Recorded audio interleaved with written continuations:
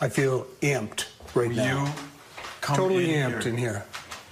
What? What? What? This is giving me flashbacks, dude. Zach sounds totally coked out, and everyone all together, they sound exactly like a house full of people on shrooms with like no babysitter, and these people are on drugs. Like, yeah, Gary Galka walks in the room and he's got a contact high immediately. He's like, "Whoa, I feel it too, guys." So yeah. Oh my God. So clearly, Gary's fresh energy is not having the desired effect on the team. Not yet, anyway. But Coke Bagans is never out of ideas or excuses. So you remember I told you there would be plenty more weird flip-flopping. Let's just see if you can figure out where that happens next. Gary, I'm here. can you quickly do a session right now? Yeah. Right now. Yes. And be careful. What is that? If we should do it. What is it? What? It was a car, just a car. Can you do passing a by. quick session right now, Gary? I can go down and get my gear, and we can certainly get that done. Okay, I need you to get that. I know. Let me get going. I don't like the feeling of this.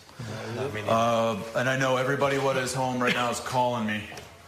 But I'm sorry, this is just not worth it for my own health. I'm already sick. I'm weak right now. And this is going on. I don't know what's going to happen. Dude, I can feel it in my chest already, man. Dude, I just want to open it. Are you kidding me, Aaron? Are you kidding? All of a sudden, Aaron has ditched the melodrama and the weird, sweaty psychosis in favor of this, like, too cool for school, nonchalant bravado. Fuck you, dude. These people are driving me crazy right now with their flip-flopping, but I guess we can maybe call this a positive change of energy. It's definitely less annoying than it was before. So, like, till Gary Galka shows up and all of a sudden he gets his balls back. He's like, Yeah. I wanted to open it the whole time. That's what I'm thinking. I wasn't sure if his presence had anything to do with it, but all of a sudden it's like, oh, I want to impress Gary Galka. Oh, I'm brave. Yeah, Zach changes. He's like, I don't know, man. It's like, wait, why are you guys switching roles all of a sudden? They switched places. What's happening? Yeah. Ugh. And what I Gary won't will do that accept, to you. apparently, all those drugs will do it to you, man. And it's apparently also devolved Zach's brain, his shitty excuses and his shitty grammar. Like, all right, I don't care if he's on drugs. That's fine. But if you're sick, like you're taking antibiotics, you don't have to do this. Why would you put yourself through all of this for... Because it's Halloween. Money? Yeah, it's and Halloween, and this special was booked for a month. jackpot. And he knows he's going to be coked out, so he had to just put the excuse in the beginning that he's on antibiotics. Do a couple extra lines. Moment complete. That makes sense. Yeah, I mean, he has to keep his audience engaged at all times, or else he loses money. And I guess that's probably why they're investigating his own damn museum in the first place. So I think at this point he knows that, one, he needs to stretch this Dybbuk box out. He needs to stretch that box out. And two, he needs to maximize advertising, which means, talking about every single little corner he possibly can in his museum.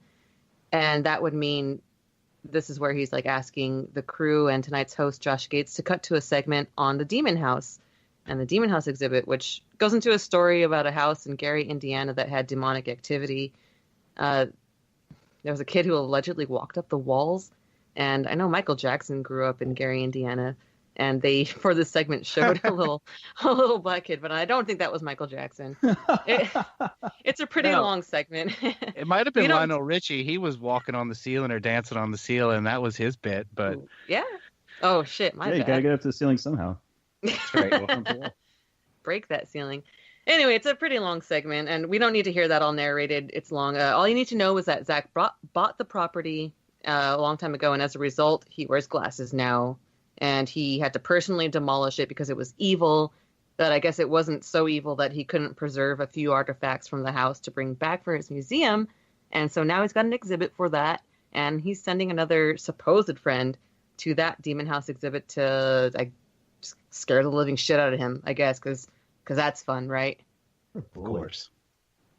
From the moment Zach first bought the house, friend and psychic Chris Fleming felt concerned. He sent Zach a warning that a 12-foot-tall demon was guarding the house and he should stay far away.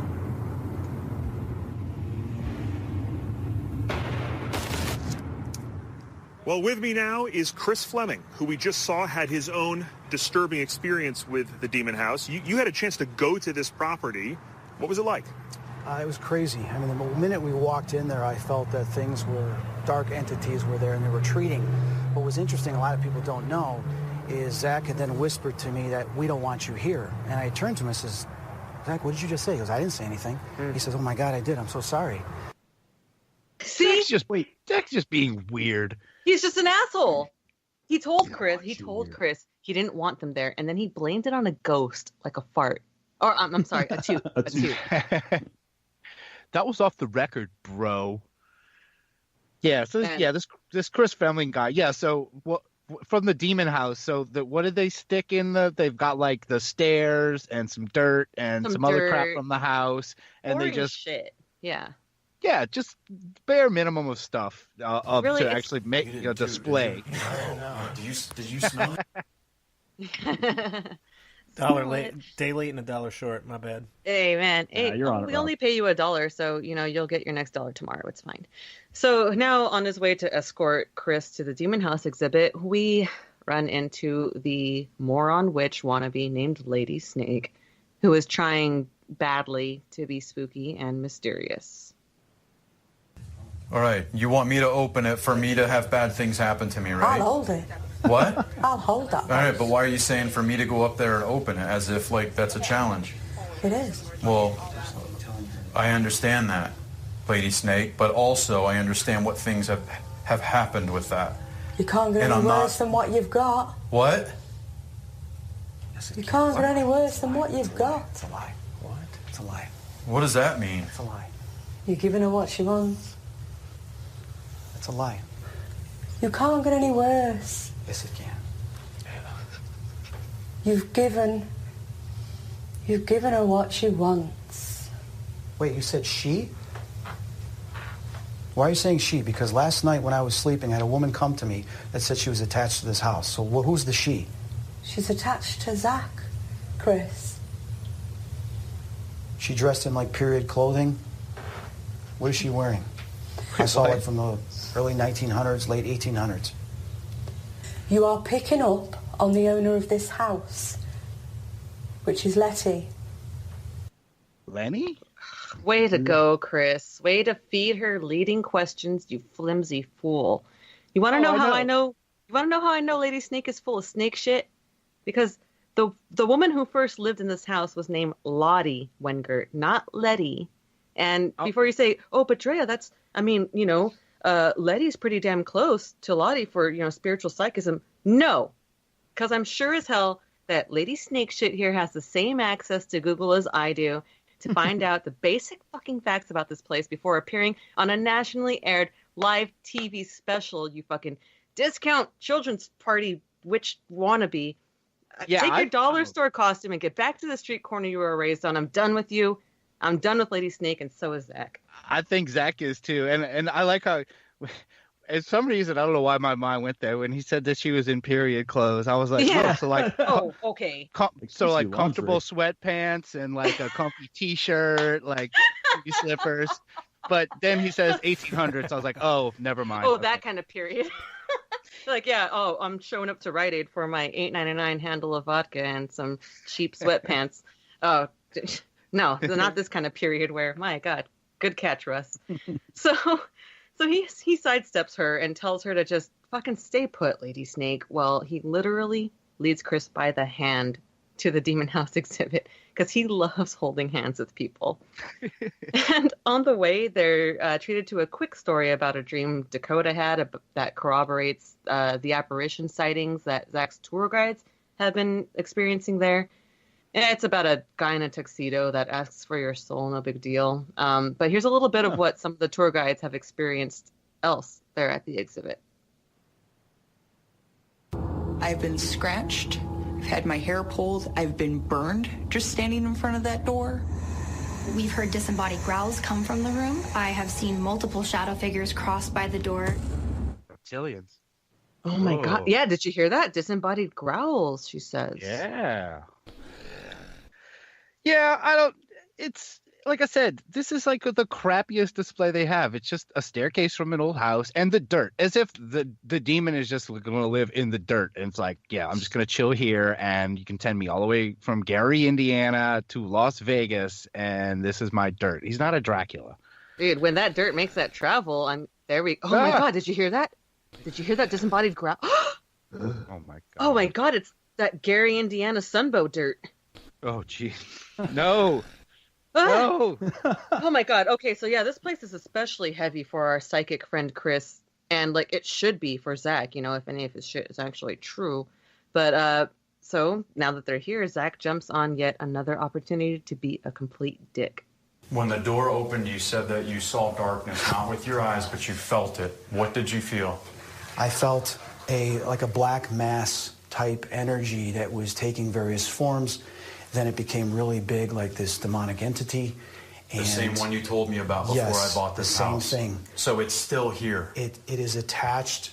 All points in space and time are connected. And when objects have a past, heavy emotion attached to it, that can be used as a gateway from one place to the next because it feeds off of that. Can we see if we can make contact with it? Are you serious? What the fuck? Zach, are you serious? Do you guys think he's serious?